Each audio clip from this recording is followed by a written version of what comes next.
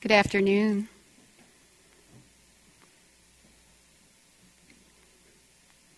Okay. How are you doing, Trish? Thank you. Everyone needs a dream, a vision. I think our dreams should challenge us and maybe even make us afraid. I hope to convince you to create your own adventure plan, something that would shake you up. I've been lucky to do some pretty great adventure travel in the last 10 years or so, and it's given me plenty to be afraid of. Recently, I completed a 4-summer hike of the Appalachian Trail, which amounts to about 500 miles a summer. By the time we finish today, we will have journeyed to both sides of this continent and to the top of one of the world's highest summits. Now, just saying aloud, I'm going to hike the Appalachian Trail, or any long trail, is darned brazen. It takes a lot of chutzpah, for sure, because what if you don't finish? I'll go right ahead and answer the 4 most common questions that people ask long trail hikers. No, I didn't carry a gun. My husband would have liked me to carry a gun, and my sons would have liked me to carry a gun, but guns are heavy. And we found that being on the trail is actually a lot safer than being in most towns. Yes, there are bears. Usually, when you see bears on the trail, they want to go in the opposite direction of you, but it's a little unnerving at first. And there are some other kind of scary little creatures on the trail. Who wants to wake up next to a porcupine or a skunk? Where do you sleep? Well, we generally slept in our tents. My hiking partner and I, Sarah, each had our own tent, and we found getting into our own little tent every night was just a lot cleaner and smelled a lot better than being in a large shelter with 10 or 12 snoring and smelly men. How do you carry all that food, people ask you? Well, you don't.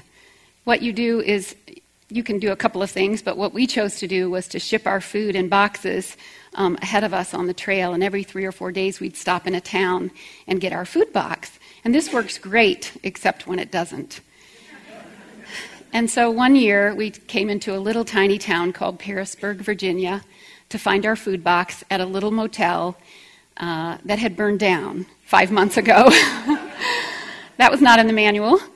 And so what we had to do was go to a tiny little convenience store and a gas station and supply ourselves for 4 days.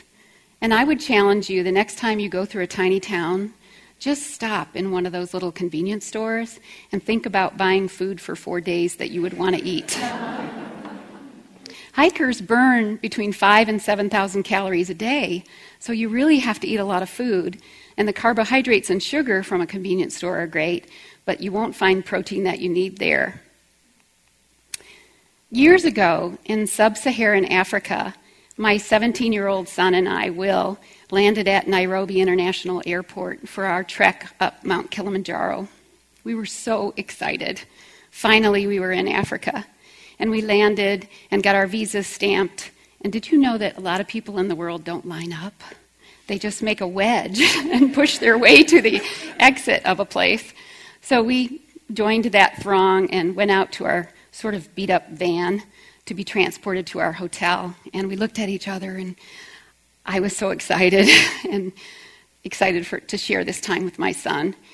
And a ways out of town, it was very, very dark. And we were stopped. Our van was stopped by a man in a T-shirt and jeans and a submachine gun. And I remember he shone his flashlight into my window, and I guess maybe checking for safety. And so we were allowed to proceed on to our hotel, which also had a 9-foot metal wall around it, and also guards with machine guns. So this was something that wasn't in the brochure, but we were there, so we were going to go. Many days later, near the top of Mount Kilimanjaro, our son Will became really quite ill and couldn't keep food down. And I said, "Do you want to stop?" And he said, "No." And so I watched my brave son trudge up the last 3,000 feet of that mountain and collapse at the end, taking oxygen only at that point. And I think that's courageous. The payoff for that trip to Africa was, of course, a wonderful memory with my son, but also to see the snows of Kilimanjaro. And this is a story that my son, who is a Hemingway lover, was excited to see. Everyday safety is easily lost while out hiking. The combination of cold rain and wind and sometimes sleet can create the perfect conditions for hypothermia. And hypothermia is a very dangerous thing. Your body temperature, if your core temperature drops about 6 degrees, this slows your circulation and respiration, and your brain loses its ability to function. And you get what hikers call the umbles. You stumble, you mumble, you fumble, and suddenly setting up your tent becomes an impossible task, and you really can't even think of why you would want to do it. Danger outside is real and can be deadly. Last year in Maine, they found the body of a woman just my age who had been missing for 2 years, and she had wandered off the trail, and no one really knows what happened to her, but possibly she had developed hypothermia. Many outdoor adventurers, though, are ordinary people, and I think they just listen to their inner voice that says, "Get out." And I imagine that everyone feels a little bit of restlessness, and I'm here to tell you that trekking and hiking are very accessible activities for most of us. How do you get started? Well, I think first you recognize the itch. And don't listen to people who can't share in your excitement. It is my experience that your family and friends kind of divide up into 2 groups. One group is kind of scared for you, and it's hard for them to get excited. But the other group encourages you and introduces you to people who have done your trip, and they are happy for you to take on an adventure, and those are the people that we really need to listen to. So then your dream starts to take on aspects of reality. You read about it, you save money for it, you save more money for it, you buy gear, and if you're like me, you buy more gear. And finally, you do the hardest task of all, which is to strengthen your body, because let's face it, adventure challenges our bodies.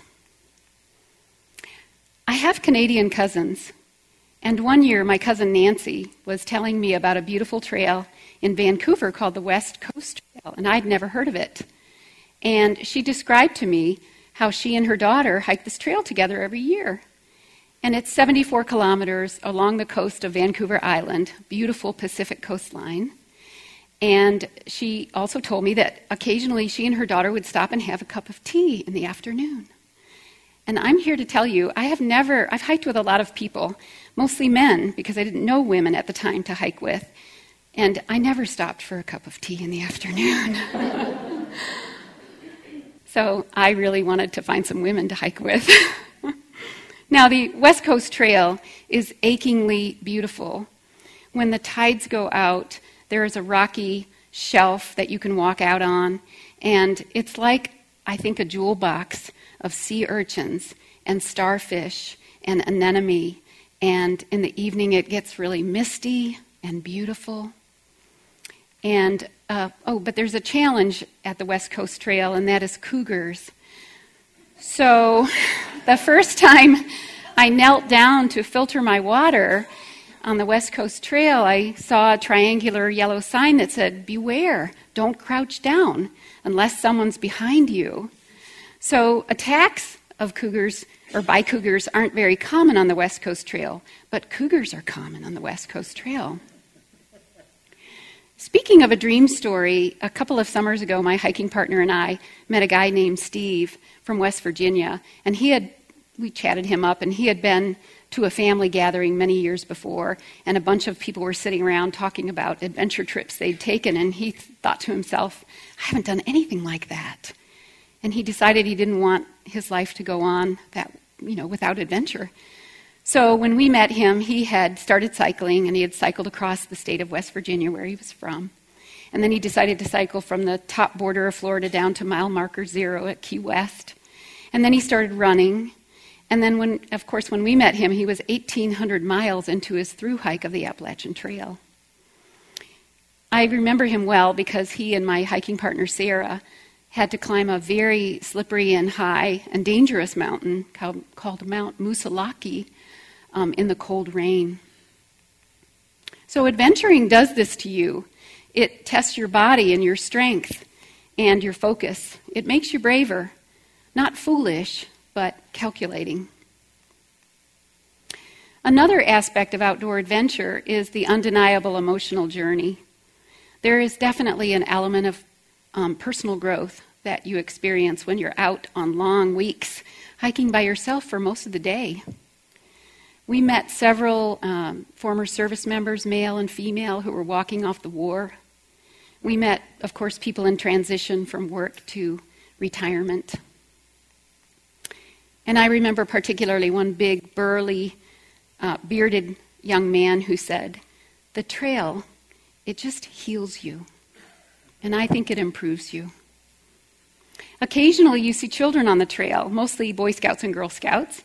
And I remember one particular occasion where we were on the high slope and they were coming up. And of course they're carrying big packs of heavy, sort of inexpensive gear. And they're miserable, pretty much. And so you look at them and you say things like, "You look great, keep going," and try to encourage them. I should say here that hiking can be pretty demanding. It can be downright punishing, actually, until you get what we call trail hard. And trail hard means that your heart and muscles and respiration have been taxed enough so that you have the fitness to haul yourself up a mountain with a backpack on. But what do you do if you're not trail hard? Well, you just take your time. You just slow down. You hike your own hike. That's a great statement from the trail. Hike your own hike. You can stop whenever you want, and you can take off your shoes and just kind of hang out and start up when you want to. And this is the magic of hiking. Anyone can really do it, I think. In the last 100 miles last summer of the Appalachian Trail, I lost my excellent hiking partner, Sarah. After an 11-hour day, she fell on a slippery rock at dusk. And when you're carrying a heavy backpack, when you lose your balance, it really slams you down. And when Sarah fell, I was pretty sure she was hurt. And Sarah is a really tough hiker, but a broken arm will send you home. And so the challenge for us then was to get Sarah off the trail. But the dangerous thing and disappointing thing was that there was a big mountain that we had to go over before we could get to a road for someone to come and pick her up. So we got her in her tent, and she slept overnight and got her packed up in the morning. And we set out to climb this big mountain. There was no other way to do it. And of course it was a rainy, cold, and windy day. And Sarah fell twice on that arm before we got down. And I would say that that's just another kind of crazy courage, too. Sarah was my saving grace. She is a map reader and planner extraordinaire. She pushed me. I can be kind of a complainer. And we hiked many more miles a day than mostly I would want to do. So now I had to say goodbye to Sarah in our last 100 miles, and that was a really hard thing to do.